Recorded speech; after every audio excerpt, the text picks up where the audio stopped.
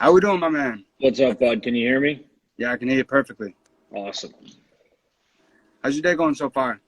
So far so good, dude. I'm pretty mentally gassed right now. I just finished, like I said, just finished my last final. So I'm a mentally beaten man, but here I am. So Appreciate you coming on, my man. Seriously, do. How'd the final go? it was good, dude. It was good. It was it's I took three of them. They were all absolute wars. I'm really enjoying this like post game press conference feel for a final too. I love that intensity. No, they were all three of them were just absolute wars. So it's one of those things where it's like you feel good taking it, and then like halfway through you're like I'm gassed, and then at the end of it you're like I don't care what I answer. I just want to be done with this. So that's kind of where I was at by the end of everything. But I was been looking forward to coming on, man, since you hit me up a few days ago. So love everything you're doing. I got to give you a quick plug, dude. You're absolutely crushing it, man. You really are. Appreciate So you. just keep it up, dude. I'm like no, like keep it up like I'm somebody who should say anything. I don't know if I can swear, by the way. That's why I'm trying to keep it like PG. But Appreciate it. Yeah, uh, no, yeah. Just so you know, I don't think I told you this before, but you're gonna be you're on right now my college radio show. oh, So that's awesome. no, yeah. So yeah, there's no swearing right now. All right. But I have snuck it in once or twice. But Yeah. it's usually when I'm ranting about the Patriots or the Red Sox and I get Yeah. really excited and passionate about it and it just slips out. But I'm going to be in the very same position that you are in today in 1 week because Right. I'm a senior right now, so I'm in Oh, my no way. last week of classes, and it's honestly so weird. Like this is the second to last Iggy Sports Talk on Plymouth Radio, and No way. so next week, yeah, I got all my finals. So then after that, I walk across the stage, get my expensive piece of paper, and Yep. start the next chapter. Well, good luck on your finals, man. You're gonna crush it. If you put in like 10% of the effort you do into IG, which I'm sure you do, you'll be fine. Appreciate that, my man. Yeah, I mean, quite honestly, just like with Iggy Sports Talk and all that sort of stuff, like that this podcast, just creating content, doing everything that I do day in and day out, like it honestly is just like a stress reliever for me. Quite Yeah. honestly, I love doing it. Like doing this right now. Like it's not even like tedious. Like it's not even where I'm like, oh, I gotta go and record a podcast. Like Yeah. when I go to do my radio show notes and sort of like plan out the whole show, I get super excited about it. I mean, especially when I'm talking about the Pats. Yeah, man, you just gotta harness that and give 100% of your like if you can not work while you're doing work, it's gonna be a good setup and you'll be able to like I said, harness that passion and really get going places. So Yeah, one it's hundred awesome, dude. percent. Honestly, like it's really cool to see you work because like I said, I've been laying low, so I've been kind of checking out more people. Um and see your stuff and I'm like, dude, this kid loves what he's doing, and Love it. it's just like a good reminder, because I hit a little bit because I got a YouTube channel as well, and like I hit a little bit of a wall with it, and I was like, dude, like not that I didn't want to do it, it was just I just felt like it was a lot of effort and I was spread super thin, Hmm. and I saw you had Eric on a couple of times, and I was like, this kid loves what he's doing, and that's some really really cool stuff. So it was awesome, man. It was awesome. Big, honestly, just big tire pump for you. Congrats on what you're doing. It's awesome. Keep it up, and good luck on finals. I guess really. Yeah, appreciate that, man. Yeah, it's something where I just love being able to do this, and like you said, like if I'm able to wake up every single day and be able to do something I love, like that's sort of like, especially like with college, like Yeah, everything that they teach you is you got to make, like it's seriously, like they drill it into your head. All you got to care about is money. Like no, but like I have a passion, I have a dream, like I have a yeah, why, and so I'm gonna go towards that. And it's funny that you brought up uh, the conversations that Eric and I have had, because it's so funny, because before I started all of this, I followed Eric for a good amount of time. And it was funny because when he first followed me, you're going to laugh at this being his friend, but I was starstruck. I was like, holy yeah, crap. Like, I've been following this guy for like so long. Like, he has thousands of followers and he's following me. Like, he followed me. And then he reached out to me. And I was like, holy crap. Like, I'm actually like able to talk to this guy. Like, this is like wicked cool. And so it was sort of like one of the first times where like somebody that like I've looked up to or and I've watched before I even started all this, like gave me props and really gave me their attention. yeah, yeah. That's what's awesome about Eric. Eric and I actually got connected. I had followed him on Instagram, liked a couple of his things. It was right before the Pats played I want to say the Rams in the Super Bowl. And I hit him up, and he was like, "Yeah, like he's got a website," and so he's like, "Yeah, like write a blog basically, and like I'll take a look at it, and we'll go from there." And I wrote it, and he was like, "It was really good, man. Like we should do more content together." And that was like I wanted to kind of get into the podcast game and stuff like that. It's just about like getting over that initial fear of like, I'm afraid what my friends are gonna think. I'm afraid what other people are gonna think. As long as you Nobody can cares. get over that, yeah, it's just like as long as you can get over that, like you'll be fine. And honestly, at the end of the day, who cares what you're doing? If you're happy, that's what matters. Don't It's matter. like, how many people are there out there making six figures, seven figures, but they hate their life every day? And it's So many. like they'd be doing something else if they could, but they're too embarrassed. And it's like, all right, you got all that dough, but you hate your life for 12 Right. hours a day. Like, I'd rather be doing this, make a little dough on the side when I can, but enjoy my life. Like, I'll take that 10 times out of 10. Exactly. And like what we're doing right now, it's like kind of like we already do this with our buddies. You know what I mean? Like when I'm going over to my boys' house later on, like all we're going to pretty much talk about is what's going to happen tomorrow for the draft, Yeah. and talk about basketball and baseball and that sort of stuff. And you know, it's funny because when I first realized that I wanted to work in sports, I'm a 5-6 year veteran at Dunkin' Donuts. I worked there for a good amount of time. Got my Dunkin' Yeah. Donuts cup right here. Yeah. And Yeah. anytime like somebody would come through the drive-through, I'd see like Broncos, like Raiders, and I would always ask them about their teams. I would be like, so, and this was when Paxton Lynch was the quarterback. I was like, so what do you think that they're going to do for quarterback? Like, what the Yeah. heck is going to happen? Same thing with the Raiders. I'm like, how do you feel about John Gruden? And that's when I just obviously realized, like, I love hearing other people's opinions about these different things because it makes me smarter.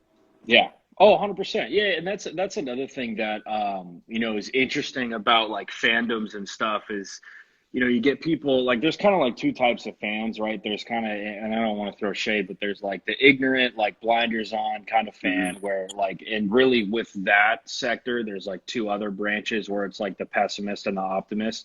There's always that one fan who's like a diehard, super ignorant, but he's like, we're just going to lose all the time.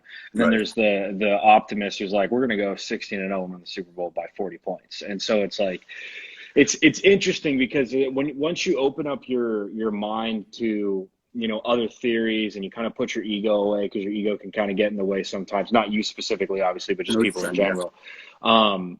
You can hear more things and you can hear like, all right, well, like let's hear what Gruden's doing over there in Vegas. Like, Mm-hmm. okay, what's his, like, how's he building the team? That's how I think of things, at least. What's Tennessee doing? What's Mike Vrabel doing? Like, what are those guys' theories? Because there's a million different ways to build a football team, and there's Right. a lot of different ways to be successful building a football team.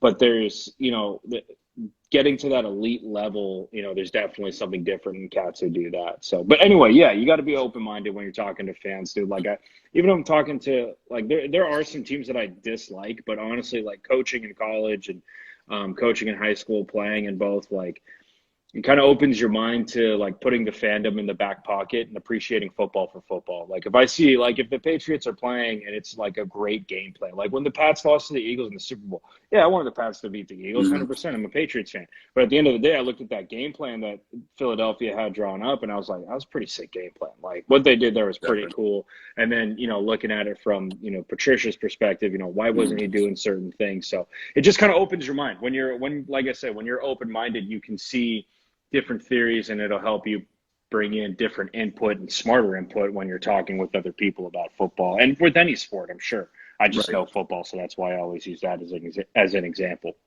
So like that's exactly what I try to do. Like anytime I'm talking about like just other teams, like I always try to mention to like my listeners, like I'm looking at this as an NFL fan, or I'm a big baseball guy. So like, and it's interesting because since the Red Sox have been so up and down, like I'm used to them like not being great sometimes. But like with the Yeah. Pats, like last year, I was screaming at the TV every single time, Super and weird. I got into that.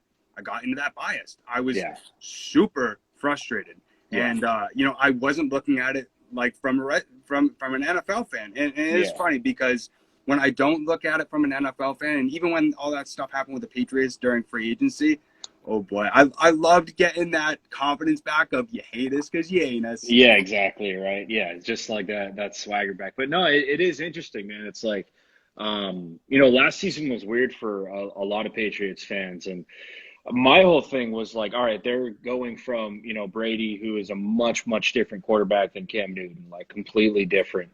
The way you structure your offense is going to be completely different with those two cats. Like that was the way that I approached it. I was like, I'm really interested to see what they do. Like, probably like honestly going into it, you're like, all right, it's probably there's going to be some bumps in the road. You're not just going to transition from one to the other and all of a sudden be a 10, 11 win football team. That's way too tough to do, but it's going to be really interesting to see what they do. And New England's always been, a really good, just to kind of dive into, I just smacked the hell out of my shin. That really hurt. New England's always been a really good red zone team. Like that's one of the things that has been something that New England's been very good at throughout the duration of Brady. And I think they started off really hot with it last year with Cam, and they really, instead of, with Brady, a lot of their red zone stuff was, matchup, like they match up all over the place, but like matchup wise in the red zone, they were super good. And they had one of their coaches, Chad O'Shea, who he left and went to Miami after the Rams Super Bowl, and he was their red zone guy. And I was like, damn, I really wonder how that's going to have an effect on the team. And you could tell, like the last year with Brady, it definitely had an effect on the team. Their red zone offense was nowhere near as good. So I was really interested to see like how that would transition with Cam, because now you got this dude who's 6'5" and a tank, and he can run the rock. And like, let's see what this kid can do inside the 20, inside the 10. And they really utilized him early, which is why he had, 10 or 11 rushing touchdowns, whatever it was. But then they start to tail off, and that's been my thing with the Patriots over the last couple of years is, they and again, if you want to take this in a different direction, my bad. I'm just kind of going off the top. This is cool. Okay. That's kind of been my gripe with New England over the last couple of years is, they haven't had the skill to win on the outsides. And, even when you have a guy like Brady, he can cover up a lot with you, pre-snap or, this Brady's accuracy is insane. His quick game, like his quick game throwing the football is just absurd. It's some of the best ever. It probably is the best ever in the NFL, and ever was in the NFL. But that separation on the outsides, and really interesting when I was talking to a guy that I coached in college with, and he was kind of talking to me about the talent that comes into the NFL, because the way that I kind of looked at it was, if you're in the NFL, you've got insane talent, and that like floor for what the talent is way higher than what the average person would think. So if you're in the league, like you're in the league for a reason, you're going to be good. But then, it's kind of obvious, but you factor in like, all right, well, who are these cats practicing against every day, right? And you look at a team, that's drafting Bama DBs and LSU DBs, your receivers are going to be way better because they're going up against the top DBs in college football who are now in the NFL. And so when you look at it from New England's perspective, yeah, they got Gilmore, they got J.C. Jackson, and those dudes dominate. You like from what I heard, in practice they dominated too. So it got to a point where I didn't really see that growth in that progression in the receiving staff or in the receiving corps, you know what I mean? And it was interesting to see from that perspective, where it's like, where was that high level talent? Because that was the thing with Brady, is that receivers weren't creating separation, breaking off of their routes. And that's like one of my things with N'Keal Harry. Like, still think N'Keal Harry has a tremendous amount of potential, but you consistently see that guy not create separation coming out of routes. And I don't know if that's coaching. I don't know if that's him. I don't know what it is, but that's one of the things that you're looking at, like, all right, well, why was Brady so frustrated in 2019 when he had almost the same guys that was in 2000? Well, it's because, or in 2020, so in 2019, it's like, well, because those guys weren't creating separation. They couldn't mask it anymore, Yeah. So, very long-winded answer, but that iron sharpens iron thing that people say is very, very true, especially in the NFL. Even though that talent's way better, it makes a whole world of difference when you're going up against a cat who played at Alabama for 4 years as opposed to a cat who played at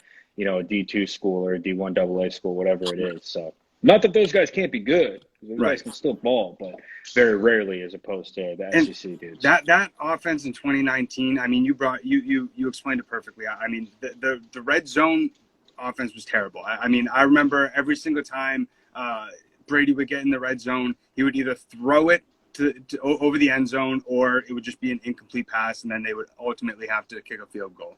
Yeah. And that was just super frustrating for me as a fan, and especially with Cam as well. I mean, everybody and their mother knew that Cam was going to run it up the middle at least once when they get in the red zone. Yeah. And it's going to be really interesting to see really how these new guys that the Patriots got throughout this past offseason. I think they signed 11. And I mean, this offense is going to be really, really good. But I got to ask you, what do you think this team is going to potentially do this upcoming Thursday with the number 13 pick? Because in every single mock draft that I am seeing, it's Justin Fields. Yeah, and honestly, like, so the Broncos made a move for Teddy Bridgewater today, and that was kind of one of the other teams ahead of New England that I was like, I could see them picking a quarterback because, pick 1 and 2 is basically cemented in there. It's going to be Trevor Lawrence. It's going to be Zach Wilson. Right. I have my gripes about, with New York doing that. But after that, it's kind of a free for all, number 3 as well it's going to be Matt. I think that San Francisco is going to pick Mac Jones. I think that he's the guy who fits into what they want to do. Trey Lance would be a pretty cool spell for that as well, though. Like I could see them making a move for that. But Mac Jones is kind of the obvious guy. But after that, like, you're going to have 2 of 3 guys available: Justin Fields, Trey Lance, and Mac Jones. 2 of those 3 cats are going to be available after the 3rd pick. So I do see it makes sense. Let me put it this way. If I'm thinking about, if I put myself into Belichick's shoes, which obviously I'm nowhere near that cat's abilities as a coach, but if I put myself in his shoes, it makes sense. And the winning formula right now for a quarterback is to draft a dude and have him sit. Like, that is how you win. That's how you set yourself up to win games in the future. The reason why guys like Joe Burrow are an anomaly is because he's older. Like, you look at Joe Burrow is older than Sam Darnold right now. So Joe Burrow comes into the NFL. He's been at LSU, which is almost an NFL, basically an NFL franchise, right? But when you talk about terms of the pressure and the interviews and the press conference, all that stuff, it's basically an NFL franchise. And he's also 24, 25 years old. I mean, he's older than Sam Darnold is right now. He knows what it takes to be a professional. He knows what it takes to win. He knows what it takes to carry a franchise on his shoulders, as opposed to a cat like Sam Darnold, who's coming into the league after his redshirt sophomore year. That's a young buck who you're now expecting to carry the weight. And so that's why when I think you throw a guy like Sam Darnold out there and these young Qs, they don't know what it takes to be an NFL quarterback yet. Right. They've been really good at a Division I school for 2 years. You still got a lot to learn in your junior, senior year. I mean, think about how much different you were as a person as a sophomore going into your junior year as opposed to right now when you're about to graduate. Different people. Like, I was the same way. I was a different person. So you look at the formula to set yourself up to win. Like I said, you have a cat like Justin Fields, who is – I don't understand why this kid's falling. I really don't. Me either. Makes no sense. I don't get it. He's done everything you can do as a quarterback, right? He's gone to the playoffs championship the last 2 years. Yeah, he's been to the playoff, lost to Clemson, won, went to the championship the other. The kid doesn't lose. He's an absolute savage when he's running the rock. He'll lower his shoulder. He can make every throw. Maybe he's a little bit shorter than you would want, but that's not a end all be all for an NFL quarterback anymore who's got that mobility. Like the Baker Mayfield excuse. Yeah, like I don't understand why he's falling. I think that he's a winner at the end of the day. Yeah. But at the end, like we said, like, he is falling right now, and probably tomorrow he's gonna fall, and that's no fault of his own. That's just NFL frank. That's just the Jags being like, Trevor Lawrence is our guy. That's the Jets being like, Zach Wilson's our guy, and that's the Niners saying Mac Jones or Trey Lance is our guy. Like we said, we think it's going to be Mac Jones. So with that formula in mind, I can see Bill Belichick looking at Justin Fields and going, I'm going to draft this kid.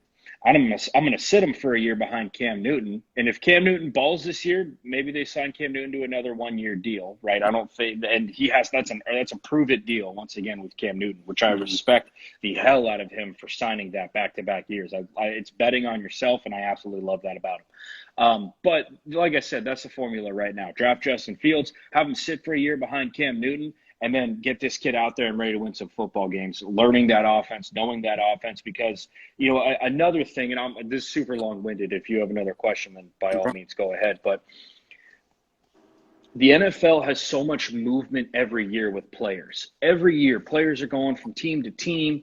They're going, cross conferences. They're going in division. There's so much movement every year from players that a lot of NFL offenses are going to be somewhat similar. Right? Like if you go from one team to another, coaches can't afford to put in place an entirely new offense and then have this kid get caught up from the offseason on. He's not going to get caught up, especially if you have a quarterback like Brady or you have a quarterback who's been there for years. That dude is in his, 8th year of this offense. This dude's in his first year, the 6 months of this offense. Right. Like, he's got to get caught up. So a lot of times teams, I don't necessarily know if it's the same lingo, but a lot of the same schemes and stuff like that are going to be the same. A couple of offenses where that differentiates, the first one is New England. New England's offense is much different than a lot of other teams in the NFL.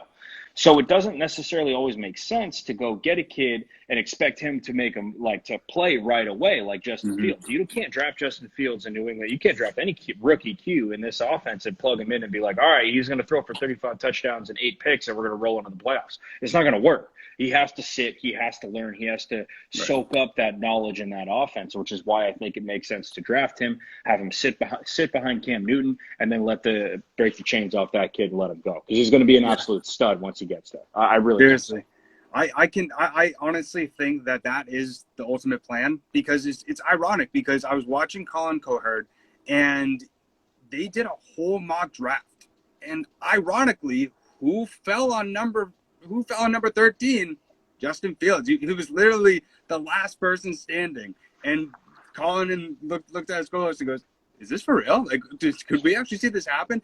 And yeah, it's crazy that he's falling so much. And I honestly think it's because of the hype surrounded about Mac Jones, because he's from Alabama. Trey Lance, here's the thing with Trey Lance. I am so happy he's getting as much attention as he is, because watch on ESPN, look it up after we get off this call.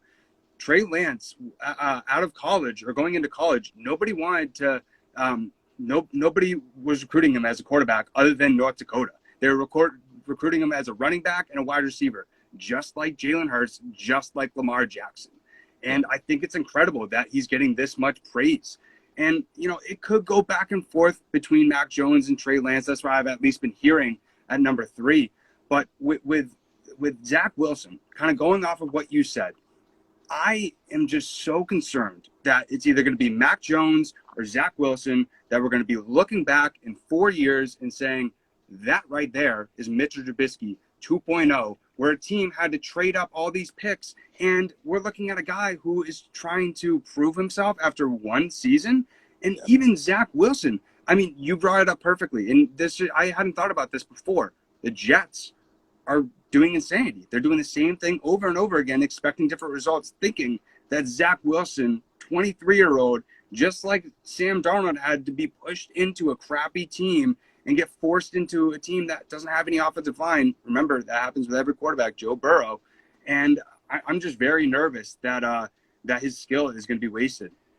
Yeah, it is a big worry, with New York. And I get it. Like, whenever a new coach comes in, he wants his guys. He doesn't necessarily want the old cats. And that was kind of the feel with Sam Darnold there, is that he was going to get moved. He ends up getting moved, which basically seals them into Zach Wilson. But I agree with you. It's the definition of insanity, because, I don't look at Sam Darnold. I've made videos about it. I've looked at his film. I've watched it. The talent's there with that kid, with Sam Darnold. Sam Darnold's not a bad quarterback. He just played in New York under a number of different head coaches and offensive coordinators, and it ended up hurting him. That's the bottom line. And so, if Saleh can harness that and he can get that offensive line going and put the skill guys around Zach Wilson to make him a legitimate, or to give him the chance, I should say, to be a legitimate quarterback, then it's a good pick. I get it. But if I'm New York sitting there, there's some really good tackles in this year's draft that appetize me. I don't think that they're going to go that route. That is the route that I would go, but I don't think they will. But in all honesty, it ends up being that revolving door where it's like you walk through one side and it's like, oh, Sam Darnold's here. And then you spend your 3 years with him. You don't give him the tools. He's got, 3 different head coaches. You walk to the other side and, oh, Zach Wilson. Hopefully this head coach sticks for New York. I think Saleh's a pretty legit dude. I think he's got a great defensive mind. And it could be a great pick, and it could be the foundation of what New York wants to build in their football team. But it's just there is definitely that fear. I share that same fear with you with New York, where it's like, you could be getting into the exact same position you were in 4 years ago when you drafted the next great Jets quarterback with Sam Darnold, and now here we are again saying the same thing 4 years later with Zach Wilson. Exactly. And people are putting in the chat asking about what's going to happen with Justin Fields. And we're both on the same consensus that we think that Justin Fields is going to be dropping for absolutely no reason. It makes no sense to me whatsoever. But I just got a notification from Bleacher Report literally 2 seconds ago saying that the Patriots have been doing their due diligence to either trade up or trade down. And if I have to sit through another draft for 2 hours and then we trade down out of the first round, I'm going to punch my freaking TV. But it's something where it's going to be really interesting how everything really shakes up, because like you mentioned, right when we started this conversation, there was a big trade. And even though some people in the NFL might not look at this as a big trade, but Bridgewater went to the Broncos, who were big in the quarterback market for this draft. And, I just think it's incredible. A year before this, signed a 3-year, $63 million deal.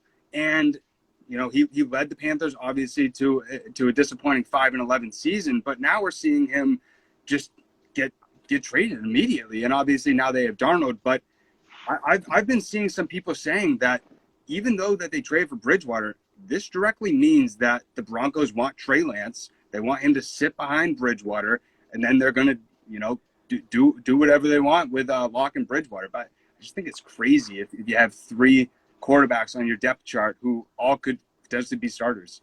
Yeah, it is weird in that sense, which kind of makes me think they won't pick a quarterback. The Broncos, I kind of look at it the same way, where to me, like with Denver, like defense is more of an issue. Like if Micah Parsons is sitting there at 12 or 3, whenever they pick, I would not be shocked to see them go and grab him. You look at that Broncos defense a couple of years ago when they won the Super Bowl.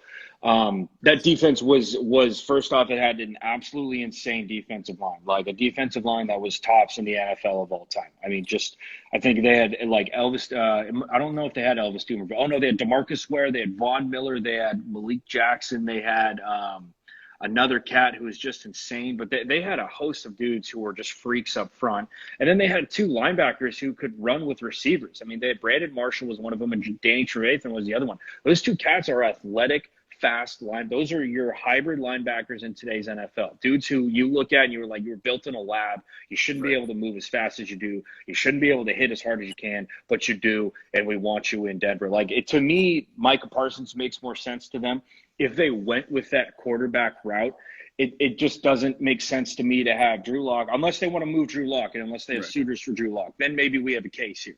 Right. But to me, it makes more sense for them to go defense in this draft, especially that early, and especially with a cat like Micah Parsons sitting there. If you can get that defensive line in front of him who can eat up blockers and let that kid roam free, then he's going to be an absolute savage in the NFL. But Denver's it's an interesting case to make. Like, okay, if Denver goes and picks Justin Fields, is there the same buzz around New England that we see with Trey Lance as we do with Justin Fields? I don't think so. Like, honestly, I think if Trey Lance is there, I wouldn't be shocked to see New England trade back. I really wouldn't. Or if they know that Denver's going to take Justin Fields, I wouldn't be surprised to see them trade up if they want Justin Fields that bad. And to know that, you got to break into the mind of Bill Belichick, which none of us can do.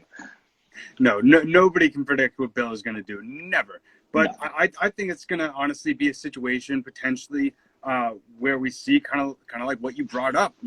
It's either going to be the Patriots trade up or down depending on really where these guys land. But I don't know if you saw the report today, and obviously reports before the draft, you never know if they're 100% true because people always spew all these rumors before the draft. But it was reported that the Patriots and the Panthers are the 2 top favorites for Justin Fields. And when I saw that, Justin Fields is going to the Patriots. I mean, if you think that Sam Darnold is going to try and mentor Justin Fields, they're literally the same exact age. Yeah, exactly. That doesn't, Carolina going and picking Justin Fields, I think would be it'd be weird, man. It'd be super weird for them to go and make a move for Sam Darnold and then also pick Justin Fields.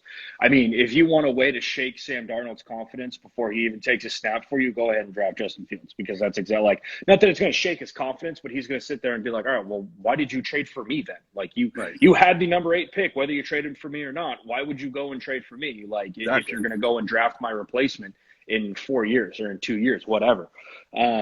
No, I think that things, and you kind of mentioned the pre-draft stuff. Like, I kind of hate playing the prediction game. It just never works out. You know, I've made a number of predictions that like don't work very well. That always end up getting me burned. Not necessarily that I don't like to do it or that I'm afraid of it. I just, you know, you end up making a fool of yourself more times than not. So I like to, you know, kind of let the draft play out. Let's see where guys are going to go. Okay, now let's see let's see how these cats are going to use them for their football team. So, but you know, the more and more things play out with how things are shaking out with the draft, and you know what, just the way things are going, I wouldn't be shocked to see Bill pick a guy.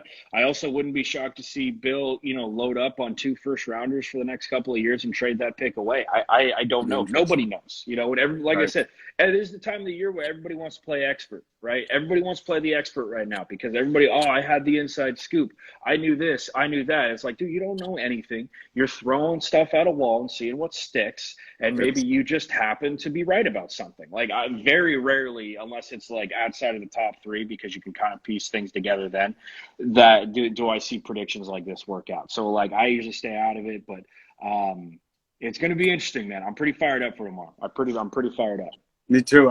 You bringing up the Panthers potentially drafting Justin Fields and then Sam Darnold being like, what? It just reminded me of Josh Rosen.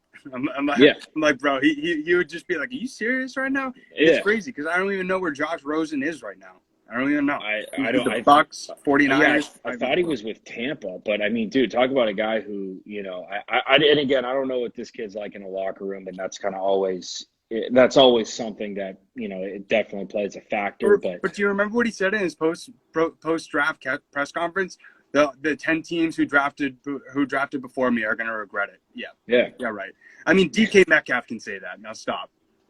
Yeah, the DK thing I think is funny because that's a draft that like Pats fans love to play hindsight 2020. Like it's just always so funny. The thing is that Isaiah, what's his last name? Isaiah Wynn?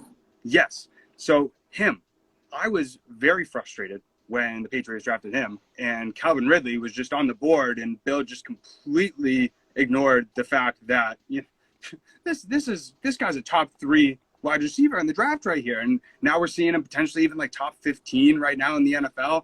And now we're just sitting here with N'Keal Harry, and all I can think about with N'Keal Harry is he made this one good catch over a guy's helmet, and that's the one thing that I can think of him.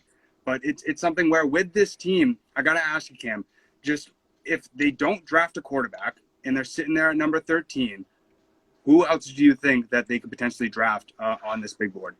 You know, I think it makes sense to go and get a receiver right now, and that's why this is kind of a sexy draft for New England because you're drafting skill guys. I think it makes sense.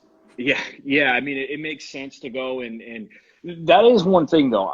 I would not be surprised to see Bill move up and take Jalen Waddle. Like, if Jalen Waddle is available at 8, I would not be surprised to see him move up and take him because Jalen Waddle is a damn good receiver, and he's going to be very good in the NFL. I could also see him sticking at 15, and if Devontae Smith is there, picking him. Devontae Smith gets shade because, you know, he's I think he's like 6 foot, $160 or whatever. Yeah, he's Heisman. Yeah, he's small, but the kid's legit. I mean, like, the kid's absolutely insane in open space. And, like, okay, maybe he's not the biggest, but he's pretty damn quick. He's won the Heisman this year. Like, now if you take a guy like Devontae Smith, and this is what everybody's saying, all the Bleacher Reports, all the Pro Football, like, all that stuff, they're all talking about how small the kid is. And it's like, all right, well, it's on the coach to go and find a way to get that kid in a position to make good plays for you. And, like, there's nobody more out there that I trust to do that than Josh McDaniels and Bill Belichick. Like, that's what those guys are. That's literally why they're in the NFL, because they can find ways to put dudes in position to make plays for their football team. So if they go and they take a Devontae Smith, I guarantee you Pats fans are going to be like, oh, he's too small. He's 6 foot, which is the last thing they should be thinking, because I don't know if you heard about Julian Edelman or not, but that kid's pretty good, and he wasn't the biggest out there. And he came into the draft as a quarterback. Yeah, so it's like it's on the coach to go and put that kid in a position to go and make plays. So I wouldn't be shy. Anyway, long story short, I wouldn't be surprised to see them take a receiver. That's the other thing. I've heard rumblings of cornerback that I think his name's J.C. Horn out of South Carolina.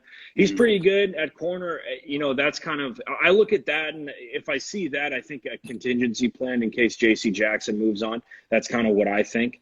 That's another possibility. But if I'm New England, which I'm not, but if I was, I would think Q number one is your first thing. 'Cause you got to prepare for the future. After that, you got to be thinking receiver if all of your if all your options are dried up, and then after that, maybe cornerback is what I would say. But like this defense is legit. Like I don't know what other options or what other things you would want to add. I mean, you can always get better. There's never been a problem with too many good football players on the team, but that those are kind of the top three that I sit there and think.